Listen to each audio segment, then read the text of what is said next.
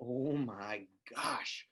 We've already completed 3 weeks of distance learning. My name is Ryan Sheehy, and I'm the proud principal of Highlands Elementary School in Northern California, where this year we've started off the 2021 school year 100% distant.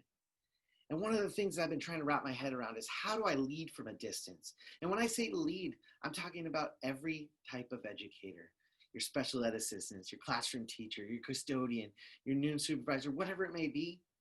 Now's our time to lead from a distance.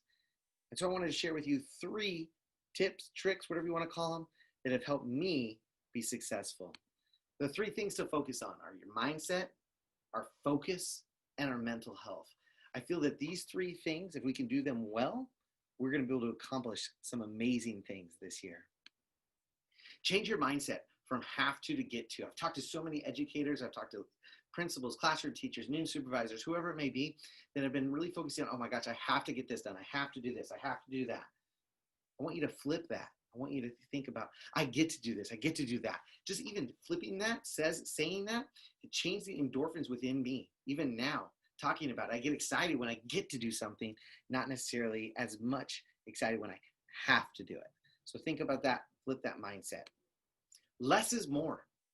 In education, we have such a wide area that we need to cover. We have so many things that we need to get in. That width isn't going to work in distance learning. It isn't going to work in a time where we don't necessarily have as much interaction time with our students.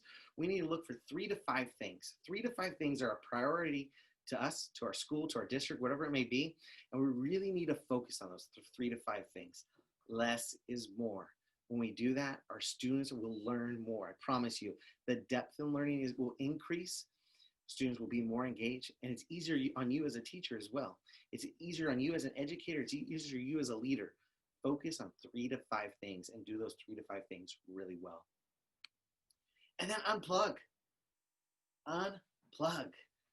I know I've seen social media posts left and right from educators that are like, we've been doing this for 4 days, 4 weeks straight now, 16-hour days, 20-hour days. I'm going to tell you right now, you're going to burn out. You are going to burn out. Educators around the world are going nonstop to make this situation work and doing it the best possible way that they know how. But we need to take time. You need to take time to unplug, go for a walk. I know I'm in Zoom calls, Zoom meetings all the time. I'm getting outside, I'm taking a walk, I'm on my Zoom call, while also walking. Leave your work at work. I'm a big one. For the first 2 weeks of school, my computer was going home with me every night, and I was going home and I was working another 5 to 6 hours just because there's so much work that needs to get done. But one thing I was realizing was that I wasn't taking time for myself. I wasn't unplugging, which was then making it worse off for everybody around me, and it was hurting my work. And so make sure you take that time to unplug. And remember, we're all in this together. Let's connect. Please feel free to reach out. Let's have a conversation. Let's figure out how can we make education better for kids.